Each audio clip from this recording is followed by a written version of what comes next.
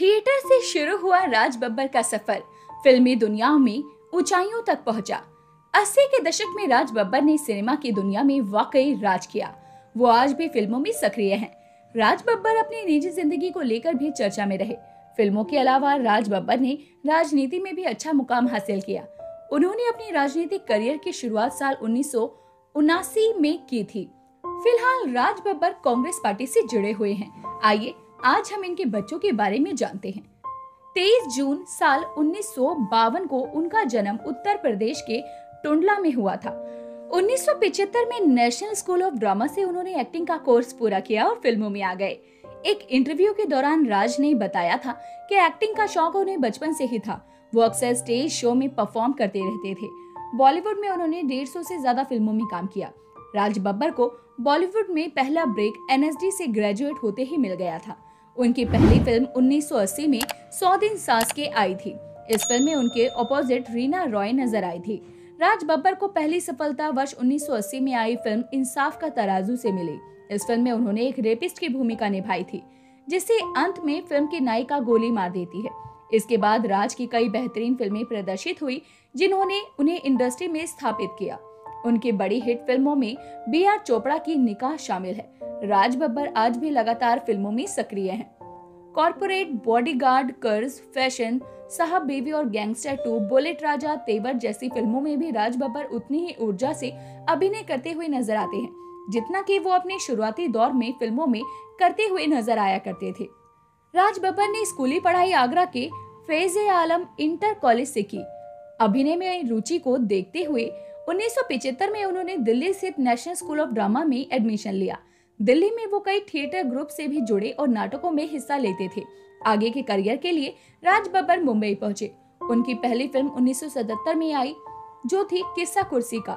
Film इंसाफ का तराजू में राज बब्बर के नेगेटिव किरदार को सभी ने नोटिस किया। फिल्म में राज बब्बर को जीनत अमान के साथ दुष्कर्म सीन करना था, जिसकी वजह से वो काफी घबरा गए। राज बब्बर इस बात को लेकर डरे हुए थे कि वो नए हैं और जीनत अमान तब तक बड़ा नाम बन चुकी थी। बॉलीवुड में आज लिव इन रिलेशनशिप आम बात है, लेकिन पहले बॉलीवुड में भी लिव इन रिलेशनशिप में रहना उस समय किसी बड़ी घटना जैसा ही था। राज बब्बर उन शख्सियतों में शुमार हैं जिन्होंने अपनी युवावस्था में समाज के बंधनों को दरकिनार कर समिता पाटिल के साथ लिव इन में रहने का साहस दिखाया। तब इस बात के लिए राज की दबी जुबान में आलोचना भी हुई, लेकिन उन्होंने कभी इसकी परवाह नहीं की। बाद में राज ने समिता पाटिल से शादी भी कर ली थी। कभी समिता पाटिल से अपने अफेयर की वजह से चर्चाओं में रहने वाले राज बब्बर ने 2 शादियां की हैं। उनकी पहली पत्नी का नाम नादिरा है। नादिरा से राज बब्बर के 2 बच्चे हैं, आर्य बब्बर और जूही बब्बर। राज ने दूसरी शादी अपनी प्रेमिका समिता पाटिल से की, लेकिन जल्दी ही उनका रिश्ता छूट गया। अपने पहले बच्चे प्रतीक बब्बर को जन्म देने के कुछ ही दिन बाद समिता का निधन हो गया। बता दें कि हिंदू धर्म के अनुसार पहली पत्नी के होते हुए दूसरी शादी नहीं की जा सकती, लेकिन राज ने पहली पत्नी नादिरा को तलाक दिए बगैर समिता से शादी की थी। समिता के निधन के बाद राज नादिरा के पास वापस लौट गए थे।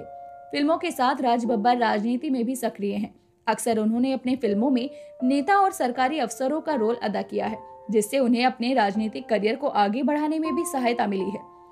2004 में 14वीं लोकसभा में वो फिरोजाबाद से समाजवादी पार्टी के सांसद बन गए। 2006 में समाजवादी पार्टी से निलंबित होने के बाद उन्होंने कांग्रेस की सदस्यता ले ली। कांग्रेस के प्रवक्ता रह चुके राज बब्बर ने साल 2014 में लोकसभा चुनाव में गाजियाबाद से अपनी किस्मत फिर आजमाई, लेकिन इस बार जनता ने उन्हें नकार दिया। इंसाफ का तराजू फिल्म के बाद राज बब्बर निर्देशक बी.आर. चोपड़ा के पसंदीदा अभिनेताओं में से एक हो गए थे।